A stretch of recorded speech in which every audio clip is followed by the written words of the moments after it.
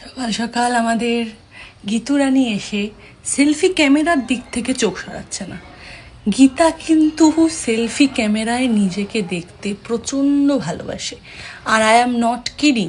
ও এক নজরে সেলফি ক্যামেরার দিকে নিজেকেই দেখে যাচ্ছে।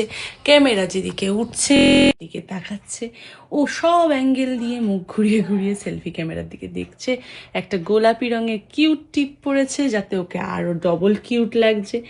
ও সকাল থেকে এসে এরকমভাবে সুন্দরভাবে, ও মা গো, আমাকে জড়িয়ে ধরছে, দেখছেন কত ভালোবাসে।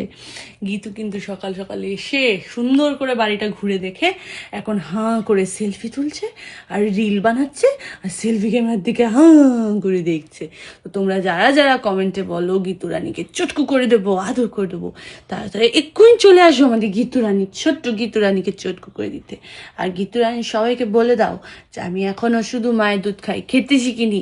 যেদিন খেতে শিখবো সেদিন এসে বাড়িতে অনেক খাবার খাবো, আর এখন শুধু মায়ের দুধ খাবো আর সেলফি তুলবো দিদির সাথে।